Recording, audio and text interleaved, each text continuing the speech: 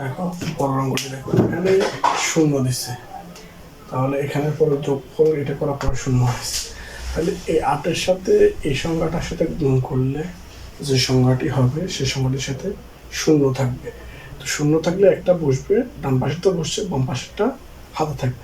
তাহলে এই 8-এর সাথে আমাদের একটা সংখ্যা গুণ করতে হবে। আমরা 8 নামতা করি, 8 × 8 = 16, 3 × 8 = 24, 4 × 8 = 32, 5 × 8 = 40।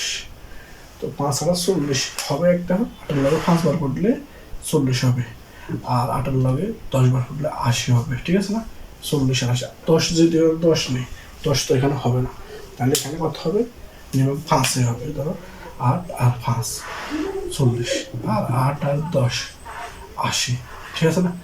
10 তো এখানে কোনো হবে না, এখানে একটা সংখ্যাই হবে, তাহলে এখানে একটা সংখ্যা 5 হবে। 5 × 8 = 40, শূন্য হাতে 5 × 8 = 40, শূন্য হাতে হচ্ছে কত? হাতে আছে আমাদের 4, হাতে আছে আমাদের 4।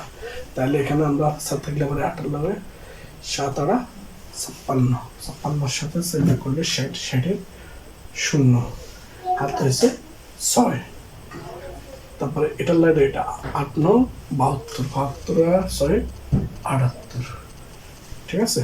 পরেরটা দেখো, পরেরটা এখানে আমরা দেখো, এখানে এই দ্বিতীয় সংখ্যাটির সাথে এই সংখ্যা, এই তিনের সংখ্যা গুণ হয়েছে, শেষে যেহেতু 9 আছে, এই সংখ্যাটির সাথে যেহেতু আমাদের হাতে কোনো সংখ্যা ছিল না, হাতে কোনো সংখ্যা থাকলে তো এখানে 9-এর সাথে 1 2 যোগ হলে এর দ্বিতীয় একটা সংখ্যা আসতো, যেহেতু হাতে কোনো সংখ্যা ছিল না। তো যদি কোনো সংখ্যা ছিল না, তাহলে 9 লোকে 1 হয়েছে, 9 × 9। ঠিক আছে না? হাতে সংখ্যা ছিল না। আর যদি এখানে 2 দিয়ে 7 × 14, 4 বসে হাতে 1 থাকে, তাহলে 10 হতো।